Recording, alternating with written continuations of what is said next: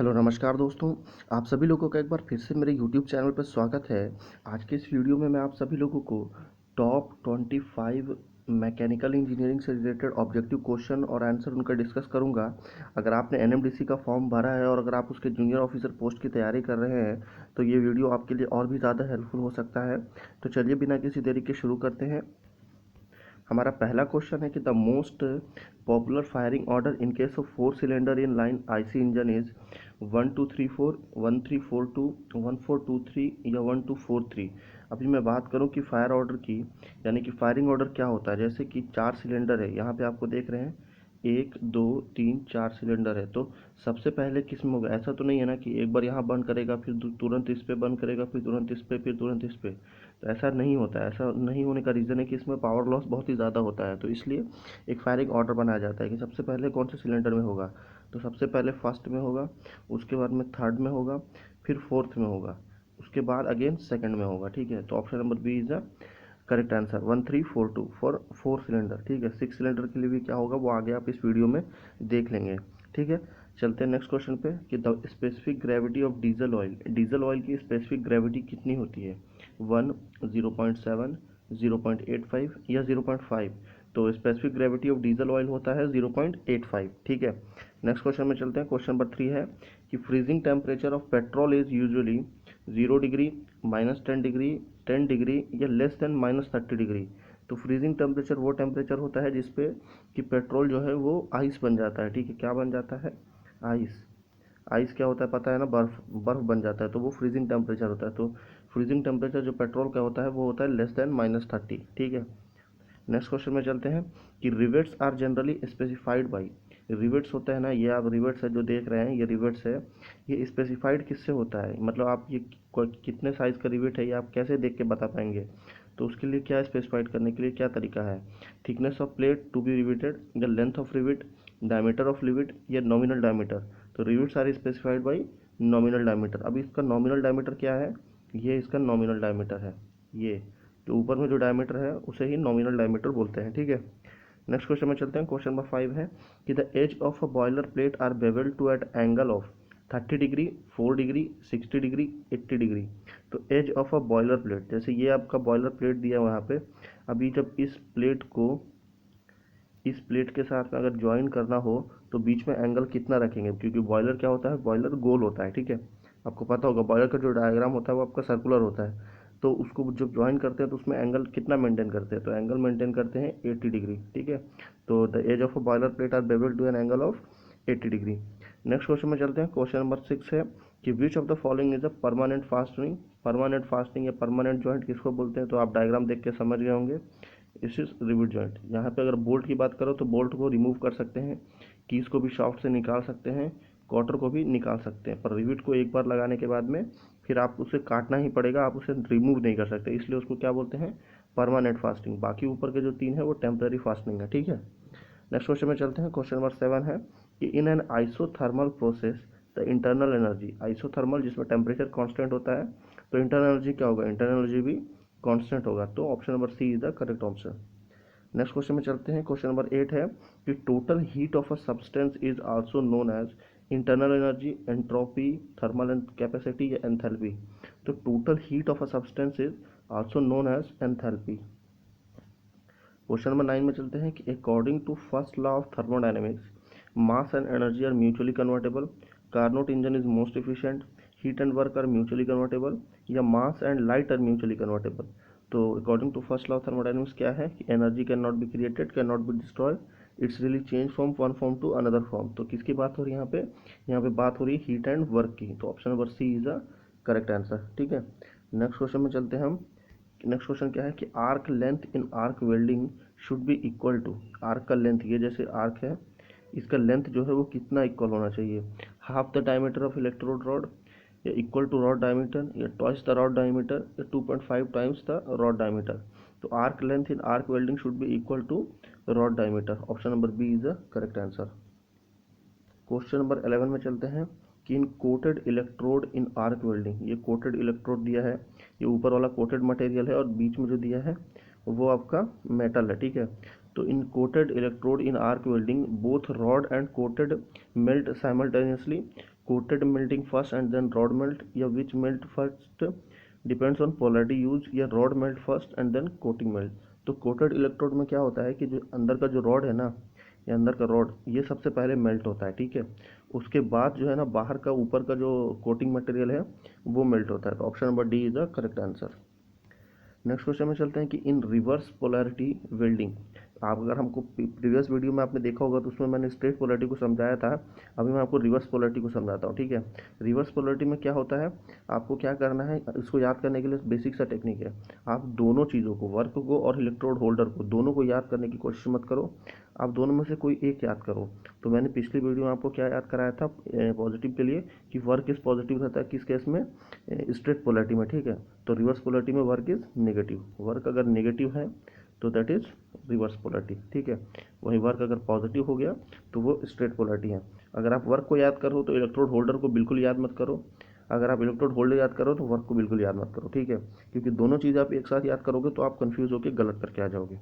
Next question में चलते हैं। क्वेश्चन नंबर 13 है कि the firing order in a 6 stroke IC engine is 136524, 153426, या 162543, 152634। तो फायरिंग ऑर्डर इन 6 सिलेंडर, मैं आपको क्वेश्चन नंबर फर्स्ट में बताया था फोर सिलेंडर का, अभी 6 सिलेंडर का बात करना है। तो 6 सिलेंडर के क्या है, 6 सिलेंडर का है ऑप्शन नंबर बी, यानी कि 1, 5, 3, 4, 2, 6, ठीक है। नेक्स्ट क्वेश्चन में चलते हैं। क्वेश्चन नंबर 14 है कि sulphur content in diesel oil should not be more than 10%, 5%, 1%, या 0.1%। तो सल्फर जो है डीजल ऑयल के अंदर में किससे ज़्यादा नहीं होना चाहिए, तो सल्फर 1% से ज़्यादा सल्फर नहीं होना चाहिए। और अगर बात करूँ ऐश की, ऐश यानी कि धुआं जो वेस्ट में रहता है वो आपका ऐश रहता है 0.1%, ठीक है। नेक्स्ट क्वेश्चन में चलते हैं। क्वेश्चन नंबर 15 है कि exhaust pipes of engine are covered with insulating material in order to keep the exhaust pipe warm, reduce formation of condensation, या reduce the heat transfer to the engine MOM, या increase engine efficiency, ठीक है। आपने देखा होगा कि pipes के ऊपर में एक इंसुलेटिंग मटेरियल लगा दिया जाता है। क्यों लगा दिया जाता है, ताकि वो जो मटेरियल है वो हीट ट्रांसफ़र ना कर सके टू द इंजन के MOM, यानी कि मेटल ऑफ मेटल के अंदर में इंजन के चेसिस को या इंजन के परफॉर्मेंस को इफेक्ट ना कर सके, ठीक है। नेक्स्ट क्वेश्चन में चलते हैं कि transfer fillet welded joint are design for tensile strength, compressive strength, shear strength, या बेंडिंग स्ट्रेंथ। तो ट्रांसफर फिलेट वेल्डेड जॉइंट जो है that is design for tensile strength. Question number 17 में चलते हैं कि the pitch of thread on a lock nut is in comparison to pitch of nut, कि pitch of thread जो है लॉक नट का क्या होगा, थ्रेड का नट से क्या होगा, सेम, कोर्स, फाइनर, वेरी कोर्स। तो ये होता है सेम, ठीक है। ये आपका लॉक नट का डायग्राम है, आप देख के समझ जाएंगे। नेक्स्ट क्वेश्चन में चलते हैं। क्वेश्चन नंबर 18 है कि buttress thread are usually found on screw cutting lathe, railway carriage coupling, spindle of bench vice, या स्क्रू जैक। तो buttress thread are usually found in railway carriage coupling, ये buttress thread का example है। Buttress thread one direction होता है, ठीक है, ये सिर्फ एक ही डायरेक्शन में मूव होता है, ठीक है, दूसरे दोनों डायरेक्शन में बाई डायरेक्शन नहीं है, यह सिंगल डायरेक्शन है। नेक्स्ट क्वेश्चन में चलते हैं। क्वेश्चन नंबर 19 है कि measurement of temperature is based on thermodynamic property, zeroth law of thermodynamic, first law of thermodynamic, या second law of thermodynamics. Temperature की बात करेगी तो किसकी बात आएगी, जीरोस लॉ, ठीक है ना। If two body are in thermal equilibrium then it will become from third body also. तो दो बॉडी अगर थर्मल इक्विलिब्रियम में, जो थर्मल की बात कर रहा है ना, तो थर्मल का मतलब क्या होता है, टेम्परेचर, है ना। अब यहाँ पे किसकी बात चल रही है, टेम्परेचर की, तो हो गया, ठीक है। नेक्स्ट क्वेश्चन में चलते हैं कि Carnot cycle has maximum efficiency for reversible engine, irreversible engine, new engine, या पेट्रोल इंजन। तो ये आपको बहुत बेसिक सा क्वेश्चन है कि कार्नोट इंजन जो है वो रिवर्सिबल के लिए है। Option number A is the correct answer. अभी कार्नोट इंजन का ये डायग्राम है, कौन सा डायग्राम है, ये आपका पीवी डायग्राम है, ये आपका टीएस डायग्राम है, ठीक है। तो आप देख के समझ जाएंगे कि हीट एडिशन कहाँ पे हो रहा है, हीट रिजेक्शन कहाँ पे हो रहा है। नेक्स्ट क्वेश्चन में चलते हैं। Carnot cycle efficiency depends upon, Carnot cycle की जो इफिशिएंसी है वो किस पे डिपेंड करती है, property of the medium substance use, या condition of engine, working condition, या टेम्परेचर रेंज ऑफ ऑपरेशन। तो Carnot cycle efficiency depends on temperature range of operation, ठीक है। नेक्स्ट क्वेश्चन में चलते हैं। क्वेश्चन नंबर 22 है कि in Carnot cycle heat is transferred at constant pressure, constant volume, constant temperature, constant enthalpy. तो Carnot cycle में हीट इज ट्रांसफर कैसे होता है? कांस्टेंट टेम्परेचर में होता है, क्योंकि इसमें दो प्रोसेस क्या होती है, आइसोथर्मल होती है और दो आइसेंट्रोपिक होती है। तो कांस्टेंट टेम्परेचर पे हीट ट्रांसफर होता है। नेक्स्ट क्वेश्चन चलते हैं। क्वेश्चन नंबर 23 है कि the temperature of the plasma torch is of the order of 1000 degree centigrade, 5000 degree centigrade, 10,000 degree centigrade, 33,000 degree centigrade. तो टेम्परेचर ऑफ प्लाज्मा टॉर्च, ये plasma torch है, आप यहाँ पे देख सकते हैं। तो ये कटिंग कर रहा है ये, और इसका जो टेम्परेचर रहता है वो रहता है 33,000 degree centigrade, temperature of plasma torch. ठीक है, नेक्स्ट क्वेश्चन में चलते हैं। क्वेश्चन नंबर 24 है कि the strength of a properly welded joint as compare to base metal would be same, more, less या अनप्रडिक्टेबल। यानी कि क्या बोलना चाह रहा है कि अगर कोई मटेरियल है वो नॉर्मल, उसकी स्ट्रेंथ जो है, अगर उसको वेल्डिंग करने के बाद उसकी जो स्ट्रेंथ है उसके कंपैरिजन में क्या होगी। तो अगर हम उसको वेल्डिंग कर देंगे तो जो वेल्डेड जॉइंट रहेगा उसकी स्ट्रेंथ ज़्यादा होगी, यानी कि option number B is a correct answer. Question number 25 पे आते हैं कि of the following brazing joint which is strongest, butt joint, scrap joint, lab joint, या ऑल आर इक्वली स्ट्रॉन्ग। तो पहले मैं आपको तीनों जॉइंट बता देता हूँ, बट, स्क्रैप और लैब। तो बट जॉइंट में क्या होता है ना, एक ये मेटल है, मेटल का पीस है, दूसरा मेटल का पीस है, दोनों सेम एलिवेशन में इनको ज्वाइन कर दिया जाता है। यहाँ पर वेल्डिंग कर दो, ठीक है। ये हो गया आपका बट जॉइंट, ठीक है। अगेन आपको ये स्क्रैप इंक्लाइन जॉइंट कुछ इस तरह होता है, एक प्लेट हो गया, दूसरा प्लेट ऐसा रहता है, ठीक है। ये थोड़ा इंक्लाइन एंगल रहेगा, तो यहाँ पर वेल्डिंग हो जाता है इस पोर्शन में। ये आपका इंक्लाइन जॉइंट हो गया।